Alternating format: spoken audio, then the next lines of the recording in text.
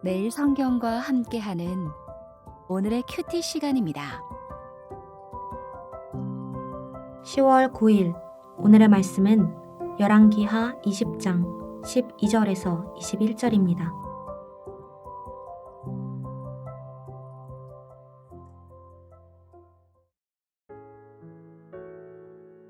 그때 발라단의 아들 바벨론의 왕 브로닥 발라단이 히스기야가 병들었다 함을 듣고 편지와 예물을 그에게 보낸지라. 히스기야가 사자들의 말을 듣고 자기 보물고의 금은과 향품과 보배로운 기름과 그의 군기고와 창고의 모든 것을 다 사자들에게 보였는데 왕궁과 그의 나라 안에 있는 모든 것 중에서 히스기야가 그에게 보이지 아니한 것이 없더라. 선지자 이사야가 히스기야 왕에게 나와 그에게 이르되 이 사람들이 무슨 말을 하였으며 어디서부터 왕에게 왔나이까? 히스기야가 이르되 먼 지방 바벨론에서 왔나이다 하니 이사야가 이르되 그들이 왕궁에서 무엇을 보았나이까 하니 히스기야가 대답하되 내 궁에 있는 것을 그들이 다 보았나니 나의 창고에서 하나도 보이지 아니한 것이 없나이다 하더라. 이사야가 히스기야에게 이르되 여호와의 말씀을 들으소서. 여호와의 말씀이 날이 이르리니 왕궁의 모든 것과 왕의 조상들이 오늘까지 쌓아두었던 것이 바벨론으로 옮긴 바 되고 하나도 남지 아니할 것이요. 또 왕의 몸에서 날 아들 중에서 사로잡혀 바벨론 왕궁의 환관이 되리라 하셨나이다 하니 히스기야가 이사야에게 이르되 당신이 전한 바 여호와의 말씀이 선하니이다 하고 또 이르되 만일 내가 사는 날에 태평과 진실이 있을진데 어찌 선하지 아니하리오 하니라. 히스기야의 남은 사적과 그의 모든 업적과 저수지와 수도를 만들어 물을 성 안으로 끌어들인 일은 유다 왕 역대지략에 기록되지 아니하였느냐. 히스기야가 그의 조상들과 함께 자고 그의 아들 므낫세가 대신하여 왕이 되니라.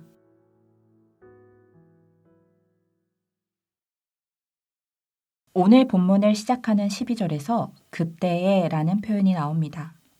그때는 언제일까요? 히스기야 왕의 생명이 연장된 후에 일어난 때를 말합니다.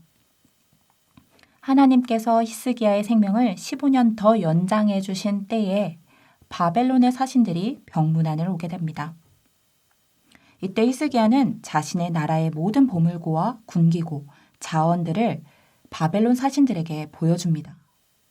나라의 살림살이들을 모두 보여준 것입니다. 그가 이렇게 한 이유는 이스라엘을 괴롭히는 아수르를 견제하며 남유다를 더욱 강한 나라로 만들려는 목적입니다. 아수르의 위협으로부터 자신과 나라를 보호하기 위해 바벨론과의 동맹을 고려한 행동이었습니다. 열왕기하 20장 12절 19절의 기록은 히스기야의 마음을 시험하신 하나님의 계획과 그의 실패를 잘 보여줍니다. 평행 본문인 역대하 32장 31절에서 여호와께서 히스기야의 마음을 시험하셨다라고 설명합니다. 이 시험은 하나님께서 히스기야에게 생명을 연장해 주신 후 그가 과연 하나님을 끝까지 신뢰하고 따를 것인지 확인하는 기회였습니다. 마치 하나님이 아브라함에게 하셨던 것처럼 말입니다. 그러나 히스기야는 하나님을 신뢰하기보다 바벨론과의 동맹을 통해 자신의 나라를 보호하려고 했습니다. 하나님을 의지하기보다 인간적인 방법으로 문제를 해결하려 했던 그의 실수를 보여줍니다. 강대국을 의지해서 나라를 보호하려는 이전의 왕들과 크게 다르지 않은 태도입니다. 이사야 선지자는 히스기야에게 경고의 말씀을 전합니다. 히스기야가 바벨론 사신들에게 모든 것을 보여준 것에 대해 하나님의 심판이 임할 것이며 그의 후손들이 바벨론으로 끌려가게 될 것이라는 경고였습니다. 이렇게 어두운 왕국의 미래를 들었다면 히스기야는 무릎을 꿇고 다시 한번 하나님께 기도해야 했습니다. 이 경고를 들은 히스기야는 자신의 잘못을 인정하지만 심판이 자신의 시대에 일어나지 않을 것이라는 사실에 안도하고 맙니다. 영적 어두움에 갇힌 히스기야는 오늘 본문 19절에서 심판 선고를 수용하는 데 그칩니다. 잘못은 인정하지만 그의 수용은 후대가 당할 심판은 고려하지 못한 모습입니다. 히스기야의 생명이 연장된 결과는 그의 아들 므낫세의 악행으로 이어지게 됩니다.